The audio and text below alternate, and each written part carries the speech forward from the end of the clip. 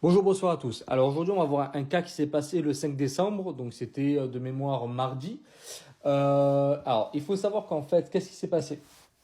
En fait, il y a une jeune fille a fait un signalement auprès de son collège parce que elle dit avoir eu des actes de violence en fait, sur elle dans son cercle familial.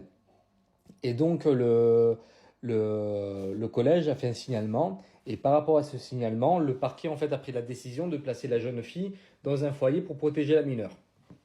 Euh, Deux frères à elle, de 19 ans et 20 ans, en fait, sont rentrés dans le collège et ont agressé la proviseure adjointe et l'agent d'entretien au collège Jules Flandrin à Courinc. Excusez-moi si je le dis mal le nom de la ville, mais voilà.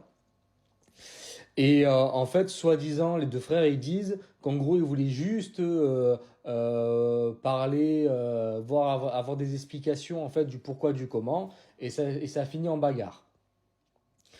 Donc il y a une enquête aussi qui a été ouverte donc auprès de l'agression bien sûr, mais aussi auprès de l'agression aussi à son domicile.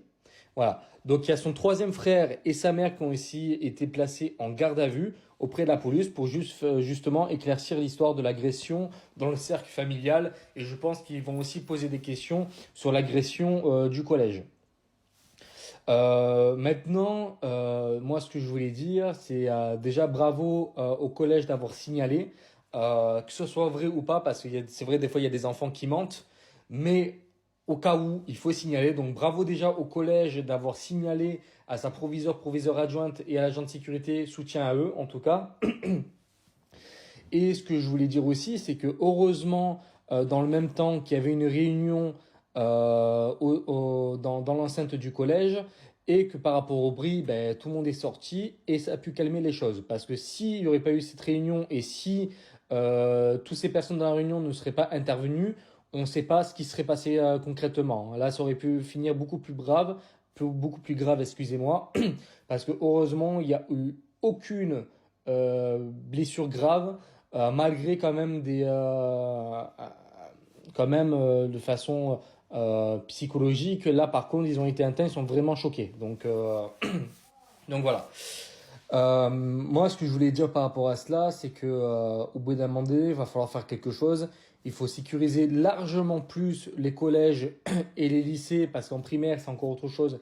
Mais au moins les collèges et les lycées, dans un premier temps, que de ce qu'il y a en ce moment au niveau du terme de sécurité. Moi, je pense qu'il faut mettre un agent de sécurité. Pas un agent de sécurité basique. Parce qu'un agent de sécurité basique, il a rien. Absolument rien sur lui, normalement. Voilà. Donc, il faudrait au minimum mettre un agent de sécurité avec des armes de catégorie D, donc tout ce qui est en fait bombe lacrymogène de moins de 100 millilitres, matraque télescopique et autres. Mais moi, je serais pour carrément investir en fait dans la formation d'agents de sécurité pour carrément qu'ils ont des armes de catégorie B, donc tout ce qui est revolver e-pistolet, donc armes de poing, et aussi éventuellement en gros fusil d'assaut, on va dire. Donc fusil d'assaut, alors je dis pas forcément une arme de guerre, mais ça peut être par exemple un fusil à pompe. Parce que quand vous regardez maintenant, les mecs se ramènent avec des couteaux, des machins, nan, et tout et même des fois avec des armes. Donc il faut que quand même l'agent de sécurité soit capable de répliquer, sinon il va servir à rien, l'agent de sécurité, tout simplement. Donc moi je suis pour cela, parce que on va dans un monde où malheureusement, à tout moment, voilà quoi, c'est très compliqué, très très très compliqué. Donc voilà, donc en tout cas soutien à ceux qui sont fait agresser, et n'hésitez pas à partager, liker et commenter bien sûr, et à aimer la page. Je vous remercie, à bientôt.